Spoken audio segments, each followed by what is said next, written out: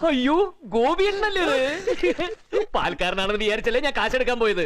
തനി ഗോപിയേട്ടന്റെ രൂപ ഞങ്ങളുടെ പാൽക്കാരന്. എനിക്കിതിങ്ങനെ നെഗറ്റീവ് പറയാൻ താല്പര്യമില്ല, പറയിപ്പിച്ചതാണ്. ശപിക്കപ്പെട്ട ആ ഇരുണ്ട കാലഘട്ടത്തെ പറ്റി എന്നെ ഓർമ്മിപ്പിക്കാതിരിക്കൂ രാമു. ആക്ച്വലി ഞാൻ ഈ വ്യക്തിഹത്യക്ക് എതിരാണ്. കർമ്മകാണ്ഡങ്ങളുടെ അഗ്നിപരീക്ഷകളിലൂടെ കടന്നു പോകുമ്പോഴേ ആ ലോകനാഥന്റെ സാന്നിധ്യം നമ്മൾ അറിയൂ.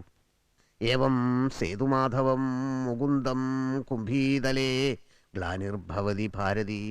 കൂടാതെ ഈ നെഗറ്റീവ് പറയാനും ഇതൊക്കെ ഇത്തിരി താല്പര്യമില്ലാത്ത കാര്യം. പക്ഷെ ഇതും എന്നെ കൊണ്ട് ഫോഴ്സിബിളി ഞാൻ എന്തുകൊണ്ട് ചില കാര്യങ്ങൾ റിയാക്ട് ചെയ്യുന്നില്ല എന്ന് പറഞ്ഞതിൻ്റെ അടിസ്ഥാനത്തിൽ ഞാൻ പറയുകയാണ്.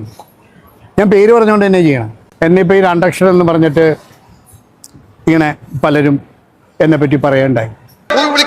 നിങ്ങളുടെ വല്ലവരും ചത്തോ അല്ലെങ്കിൽ ആരെങ്കിലും ഇവിടെ തുണിയില്ലാതെ നിൽക്കുന്നു? കുറെ നാളായി ഇത് തുടങ്ങിയിട്ട്. ഇന്നെനിക്ക് രണ്ടിലൊന്നറിയണം. എന്റെ കാശ്, എന്റെ കൊട്ടക, എന്റെ ഫോട്ടോ. നിനക്കൊക്കെ കൂവിത്തള്ളിയാൻ വേണ്ടിയല്ല ഞാനിതൊക്കെ ഇവിടെ ഉണ്ടാക്കി വെച്ചിരിക്കുന്നത്.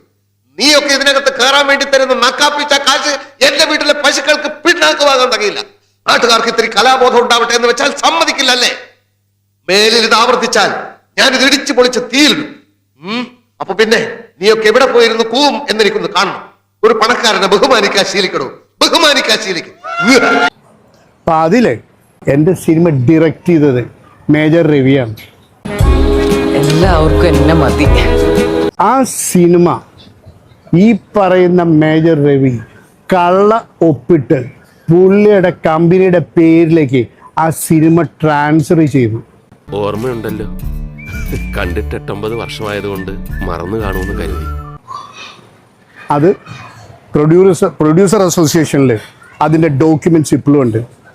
ഇതറിഞ്ഞ് ഞാൻ പ്രൊഡ്യൂസർ അസോസിയേഷനിൽ കംപ്ലൈൻറ്റ് ചെയ്ത് അത് മേജർ രവി ഫ്രോഡ് രവി ആക്കും എന്നുള്ള പറഞ്ഞപ്പോഴാണ് മേജർ രവി കോംപ്രമൈസ് ആക്കി ആ പടം എനിക്ക് തിരിച്ച് എൻ്റെ കമ്പനിയുടെ പേരിലേക്ക് തന്നത്.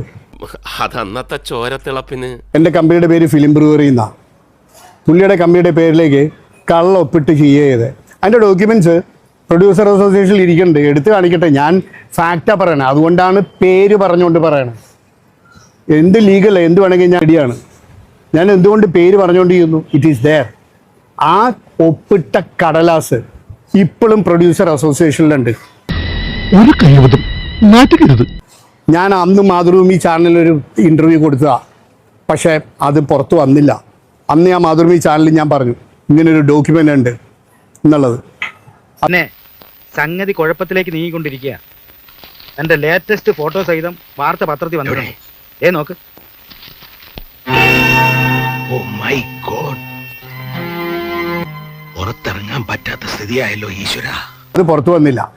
ഇപ്പോഴും പറയണു, എപ്പോൾ വേണമെന്നുണ്ടെങ്കിലും ആർക്ക് വേണമെങ്കിലും പ്രൊഡ്യൂസർ അസോസിയേഷനിൽ പോയി അതിനെപ്പറ്റി ചോദിക്കട്ടെ, ഉണ്ടോ ഇല്ല എന്നുള്ളത് ചെക്ക് ചെയ്യട്ടെ. ഇല്ലെന്നുണ്ടെങ്കിൽ എൻ്റെ പേരിലൊരു ലീഗൽ നോട്ടീസ് അയക്കട്ടെ. എന്നെ പോലീസ് അറസ്റ്റ് ചെയ്യാൻ വരുന്ന ഒരു രംഗമുണ്ടല്ലോ, അത് നടക്കില്ല. അറസ്റ്റ് ചെയ്യാൻ വരുന്ന പോലീസുകാരെ എനിക്ക് ഇടിക്കണം, ഇടിച്ചിടിച്ച് നിലം പരിശാക്കണം. എന്നിട്ട് ഞാൻ സ്ലോ മോഷനിൽ നടന്നു പോകും. പോലീസുകാരെ ഇടിച്ച് സ്ലോ മോഷനും കഴിഞ്ഞ് ഞാൻ നേരെ പോവുകയാണ് DGPയുടെ ഓഫീസിലേക്ക്. എന്നിട്ട് 2 കൈയും നീട്ടി ഞാൻ പറയുന്നു, എന്നെ അറസ്റ്റ് ചെയ്യൂ. അതില്ലേ ഹീറോയിസം? അല്ലാതെ കുറെ പീറ പോലീസുകാർ കയറി വന്ന് എന്നെ അറസ്റ്റ് ചെയ്താൽ എന്റെ ഓഡിയൻസ് സഹിക്കില്ല.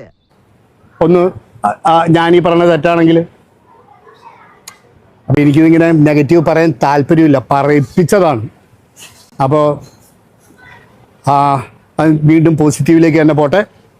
അഡിയോസ് അമീഗോസ്. രവി സാർ, ഈ സോഷ്യൽ മീഡിയയിലൊക്കെ ഈ OG സുനിൽ എന്തൊക്കെയോ പറയുന്നുണ്ട് താങ്കൾക്കെതിരെ. എന്താണ് അത് സംഭവം? ആ ഡ്രഗിൻ്റെ കേസ് നടക്കുന്ന എൻ്റെ പ്രൊഡ്യൂസറായിരുന്നു പ്രാവശ്യം. പകുതി സിനിമ കഴിഞ്ഞ സമയത്ത് ഞാൻ ഇയാളെ പിടിച്ച് പുറത്താക്കിയതാണ്.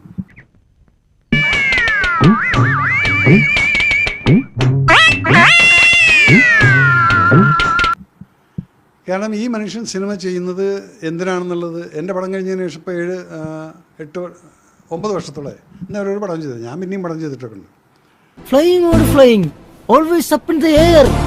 പടം തുടങ്ങുമ്പോൾ ഇങ്ങനെ ലാപ്ടോപ്പും കയറ്റിയിരുന്ന് ഫേസ്ബുക്കിൽ അനൗൺസ് ചെയ്യും, casting call for 20 to 25 years, 32 years. നമ്മളറിയുന്നില്ല കാസ്റ്റിംഗ് കോൾ നടക്കുന്നൊന്നുമില്ല. പിക്കറ്റ് ഫോർട്ടിട്ട് അങ്ങനെ നടന്നു. അത് അറിഞ്ഞപ്പം ചോദിക്കുന്ന പണം ഞാൻ തരാം, ഈ കേസ് കുത്തിപ്പോക്കരുത്. ഞാൻ തിരിച്ചു വിടുന്ന രാജുവിൻ്റെ അടുത്ത് ഇയാൾക്ക് വേണ്ടി ഞാൻ പടം ചെയ്യില്ല കേട്ടോ.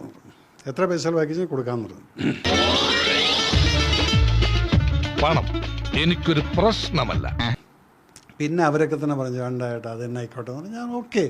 പക്ഷെ അതിന് ഇയാൾ എനിക്ക് പണി തന്നതെന്ന് വെച്ചാൽ എൻ്റെ 5 ലക്ഷം രൂപ TDS കട്ടിയത് അയാൾ കൊടുത്തില്ല, ഞാൻ തന്നെ കൊടുക്കേണ്ടി വന്നു. അപ്പോൾ എനിക്ക് അത്രയും രൂപ നഷ്ടം.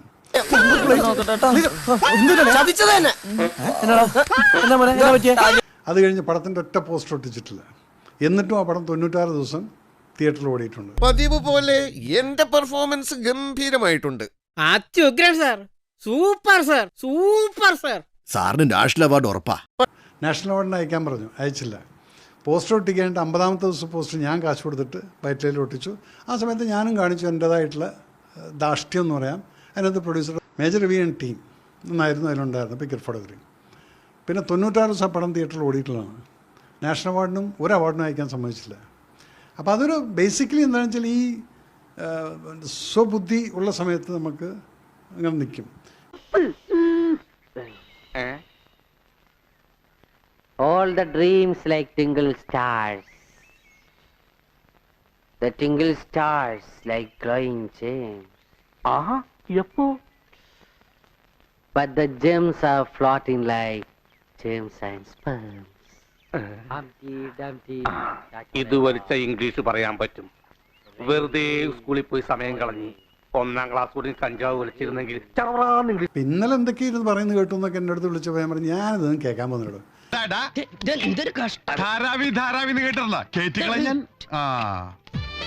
ഈ മലയാളീസിന്റെ കാര്യം ചതിയന്മാരാണല്ലോ.